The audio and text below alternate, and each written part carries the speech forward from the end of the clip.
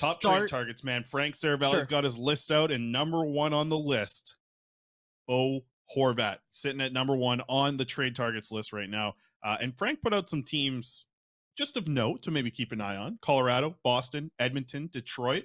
I look at some of those teams. I look at all four of those teams, and what do I think with the Bo Horvat deal? A sign and trade. I think all those teams would be interested in a long-term deal with Bo Horvat moving forward. Edmonton's a little, like, can they afford another center at that much money as Bo Horvat's going to look for?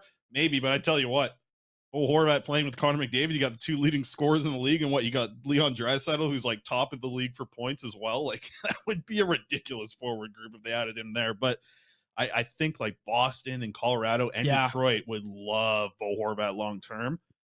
So yeah, I mean, like, it's no surprise to me to see him coming in at number one on Frank Saravalli's list. And Frank even titled the whole article. He said, "Let the bidding begin."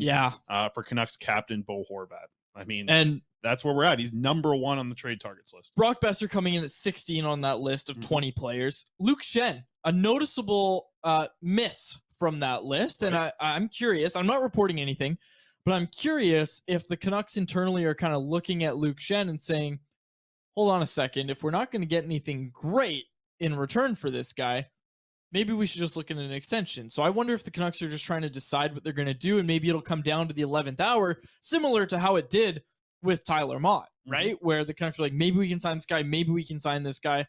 Not going to be possible to sign him. Okay, we'll take a 4th-round pick for him. That's true. And again, you see in Toronto right now, the Leafs just lost Morgan Riley, LTIR, minimum of 10 games, 24 days.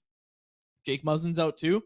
Like, they're in trouble in Toronto. And again, maybe a reunion with Luke Schenn is in the cards, but again, how much is Toronto or any team willing to give up for Luke Schenn, who in here, he's a first pairing guy, but for most teams that are trading for a Luke Schenn or trading for a defenseman like him, probably going to be looking at 3rd pairing minutes, which is capable of. And I mean, yeah, and look at the role he did with Tampa Bay winning 2 cups though, right? Like, came in and played when they needed him and totally fit right in when they needed him. And that's the thing, you can use him as a 7th defenseman on a really good team. That's a really good 7th defenseman to have. Like, we talk about how good Kyle Burrows is as a 7th defenseman here in Vancouver, but if you're using Luke Schenn as your 7th defenseman, you're feeling pretty damn good about the depth that you have, because an injury doesn't wreck your defense.